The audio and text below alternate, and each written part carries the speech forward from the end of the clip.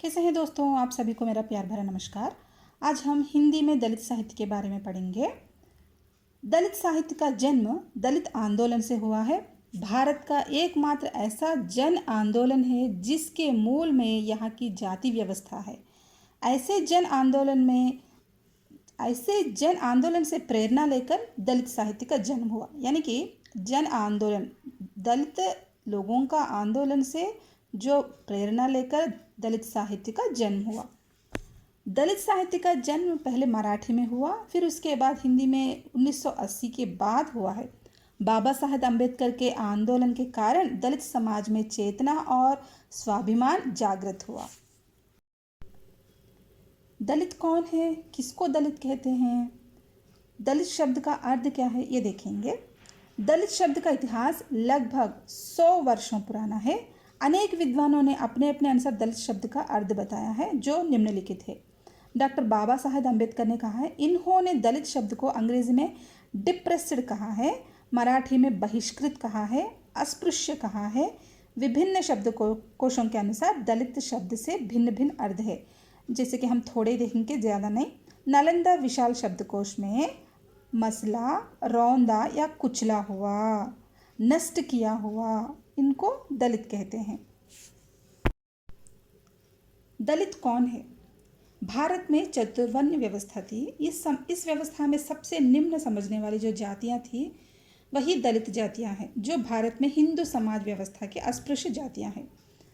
तो चतुर्वर्ण व्यवस्था में जैसे कि जातियों के हिसाब से अलग अलग समुदाय बनाते थे, जैसे ब्राह्मण, शूद्र, क्षत्रिय, इस तरह अलग अलग करते थे। तो उस हिसाब से जो निम्न समझने वाली जो जातियां हैं वही दलित जातियां हैं, जो भारत में हिंदू समाज व्यवस्था के अस्पृश्य जातियां हैं।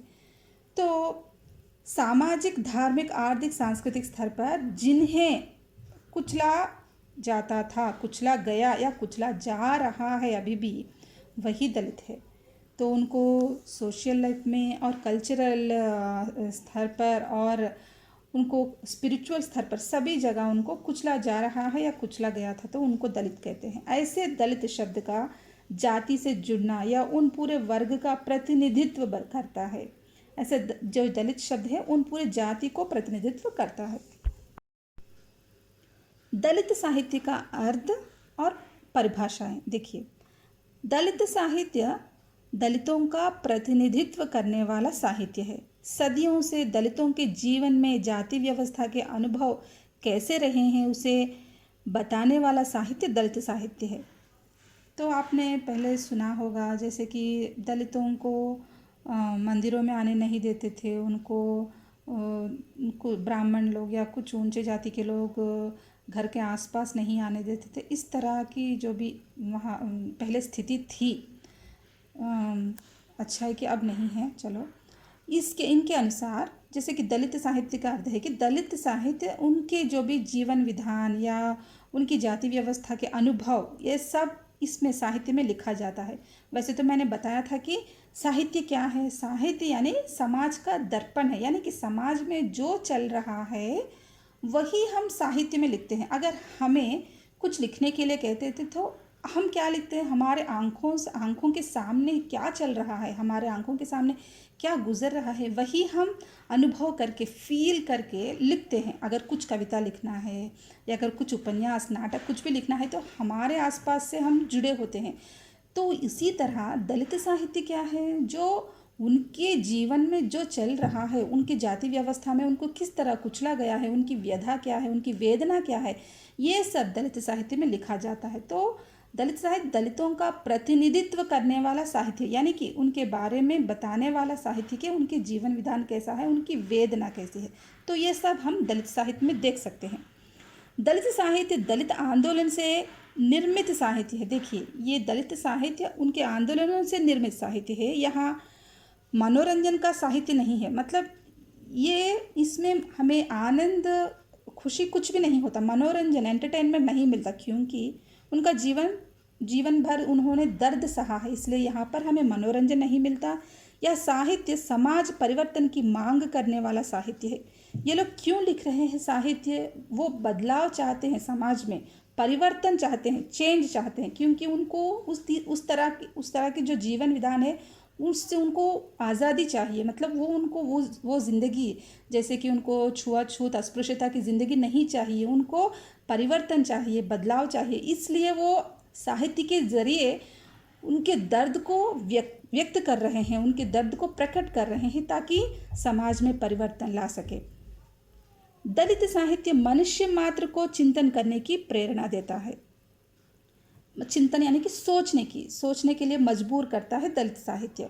यह मानवीय मूल्यों पर आधारित साहित्य है। ये एक ह्यूमन वैल्यूज़ के पर डिपेंड है। ये पूरे मानवीय मूल्य, मतलब ये साहित्य जो भी है ये ह्यूमन वैल्यूज़ पर डिपेंड है।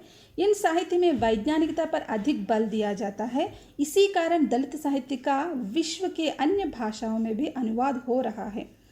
तो देखिए, तो इसमें ये जो भी है इसमें बहुत कुछ वो लोग बदलाव चाहते हैं, समाज में बदलाव चाहते हैं, और उनको भी समाज में कुछ मान्यता देने के लिए, उनको कुछ जगह देने के लिए वो बदलाव चाहते हैं। तो इसलिए इनको दलित साहित्य विश्व में अनेक अन्य भाषाओं में भी अनुवाद हो रहा है, ताकि सभी भाषाओं के लोगों को उनका दर्द पता चल सके। इस साहित्य में विश्व कल्याण की भावना विद्यमान है। देखिए, विश्व कल्याण यानी कि सभी का जो वेलफेयर होने की जो भी भावना इसमें दिखता है दलित साहित्य में। यानी कि इस साहित्य में उन दलितों को कहाँ किस कोने में है, उन सभी लोगों को जो अच्छाई कल्याण यानी कि उनकी अच्छाई होने के लिए, उनकी भलाई या वेलफेयर होने के लिए जो भावना है, इसमें इन साहित्य में विद्यमान होता है। दलित साहित्य की अपनी विशेषताएं भी है, जो विद्वानों ने अपने अपने ढंग से दिया है। ओम प्रकाश वाल्मीकि के अनुसार दलित साहित्य सिर्फ एक दलित, अछूत या शूद्र साहित्य नहीं है। दलित शब्द के भीतर छिपा गूढ़ अर्थ है, जो जिस भाव की व्याख्या करता है वह एक पहचान है, जो सदियों से दबे कुचले, प्रताड़ित और उपेक्षित लोग हैं। तो देखिए, ओम प्रकाश वाल्मीकि जी ने परिभाषा दिया है कि उनकी विशेषता, मतलब दलित साहित्य क्या है, इसकी विशेषता क्या है, इसमें क्या होता है। तो उन्होंने परिभाषा में दलित साहित्य सिर्फ एक दलित या अछूत या शूद्र की साहित्य नहीं है, यानी कि वो एक दलित के बारे में नहीं है। दलित शब्द के भीतर, यानी कि दलित शब्द के भीतर जो आते हैं, जो छिपा गूढ़ अर्थ हैं, और जिस भाव की व्याख्या करता है वह एक पहचान है। यानी कि पूरे दलितों को मिलाकर वह अपनी पहचान चाहता है। सिर्फ एक दलित की कहानी नहीं है, एक दलित की साहित्य नहीं है। ये अपने पूरे जो भी उनका जो भी समुदाय या पूरा जाति व्यवस्था है, उन पर ये उनकी जो पहचान के लिए लिखा जा रहा है, जो सदियों से दबे कुचले और प्रताड़ित और उपेक्षित लोग हैं। तो सदियों से कुचले जा रहे हैं, उपेक्षित किए जा रहे हैं, वो उन लोगों की जो साहित्य है वही दलित साहित्य है। दलित साहित्य की प्रेरणा किस किसने दी? तो वैसे तो बहुत सारे हैं, हम ज़्यादातर नहीं, दो देखेंगे। 2000 वर्षों से अधिक समय जिस समाज ने जिया, जो निद्रावस्था में पशुत्व की हालत में जो रहा था, वही दलित समाज था। तो ऐसे मूक और गूंगे समाज को जगाने का काम, दलितों में नव चैतन्य भरने का काम डॉक्टर बाबा साहेब अम्बेडकर ने उन्होंने ही किया था। डॉक्टर अम्बेडकर से पहले ही कुछ महान विचारक हुए हैं जो दलित साहित्य की प्रेरणा के स्रोत है। तो उनमें से गौतम बुद्ध है। तो गौतम बुद्ध भारतीय समाज में ऐसे संशोधन करता है जिन्होंने मानवतावाद को स्थापित करने का प्रयत्न किया। यानी कि अम्बेडकर से पहले जो भी मूक और गूंगे समाज को जगाने की कोशिश, यानी कि उनको जागृत करना, उनको इस तरह जीना, उन लोगों को क्यों इस तरह जीना है, उनको भी समाज में समानता चाहिए, इस तरह दलितों के लिए लड़ने वालों में डॉक्टर BR अम्बेडकर पहले आते हैं, महान विचारक है। लेकिन उनसे भी पहले और महान विचारक है, उनमें से गौतम बुद्ध एक है।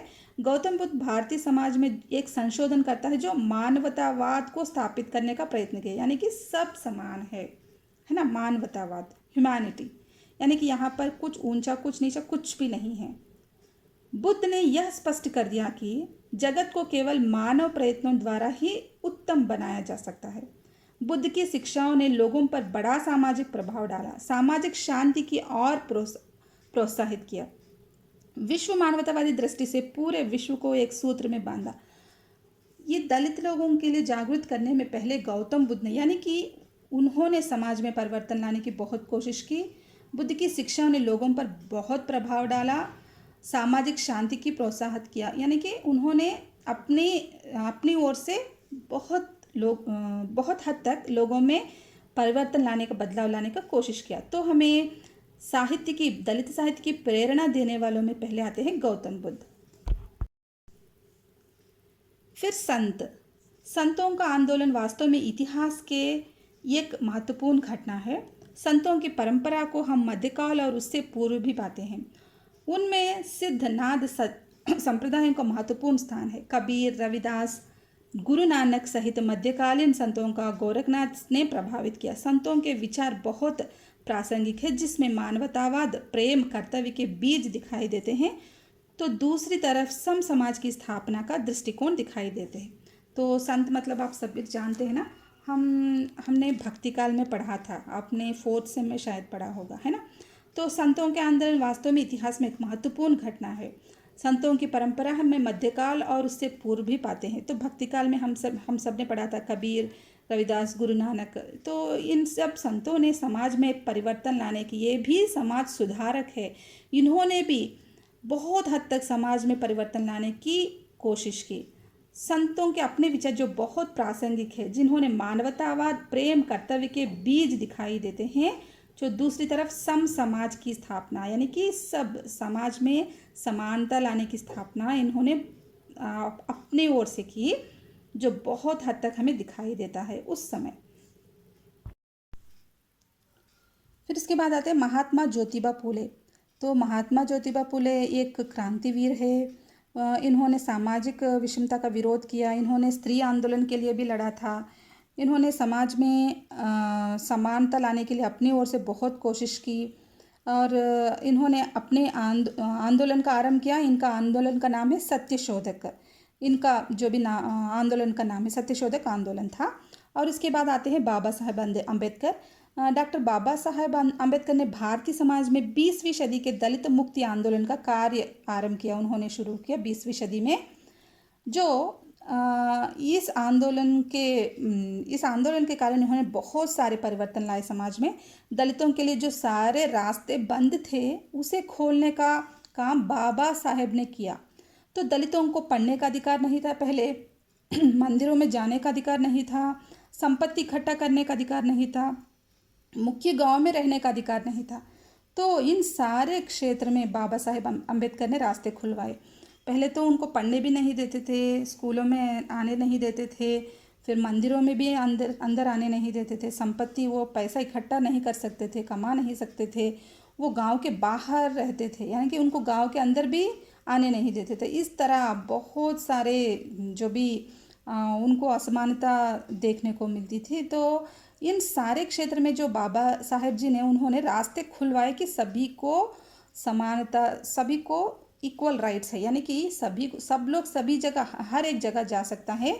छुआछूत की भावना को उन्होंने विरोध किया, और यहाँ पर समानता के लिए उन्होंने अपनी ओर से बहुत कोशिश किया। हिंदी में दलित साहित्य। हिंदी दलित साहित्य का जन्म 1980 के बाद हुआ। हिंदी में दलित लेखन परंपरा को भक्ति काल तथा उससे भी पूर्व सिद्ध और नाद साहित्य, बौद्ध साहित्य तक खोजा जा सकता है। तो देखिए 1980 के बाद हुआ, लेकिन हिंदी में दलित लेखन परंपरा को हम भक्ति काल तथा उससे पहले ही हम देख सकते हैं, यानी कि संतों से, सिद्ध और नाद साहित्य से उस समय से ही हम देख सकते हैं।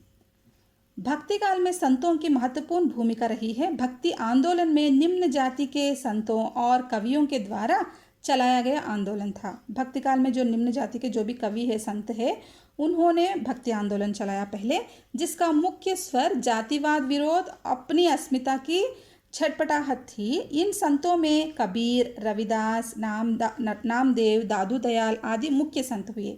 इन्होंने ईश्वर के नाम पर जातिवाद के विरोध में अपनी आवाज़ बुलंद की। इन्होंने कबीर, रविदास, नामदेव, दादू दयाल, इन सब ने जातिवाद के विरोध में अपनी आवाज़ बुलंद की। तो आधुनिक युग में हिंदी की पहली दलित रचना सरस्वती में हीरा डोम की कविता अछूत की शिकायत छपी थी। सरस्वती पत्रिका में जो दलित रचना है हीरा डोम की कविता, जो कवि का नाम है हीरा डोम की कविता अछूत की शिकायत छपी थी पहले सरस्वती पत्रिका में, जो मूलतः भोजपुरी बोली में थी, जो विषम परक समाज पर चोट करती है। इसे हिंदी की पहली दलित कविता माना जाता है। यानी कि अछूत की शिकायत जो भी है, इसे हिंदी की पहली दलित कविता माना जा सकता है। ये पहले भोजपुरी में छपी थी, फिर उसके बाद हिंदी में अनुवाद किया गया, जो हीरा डोम की कविता है ये। और कुछ दलित आत्मकथाएं, दलित उपन्यास, दलित कहानी संग्रह है। मैं उसकी जो भी पिक्चर आपको शेयर कर रही हूँ, आप जितने नाम याद रख सकते हैं याद रख कर लिखिए। धन्यवाद।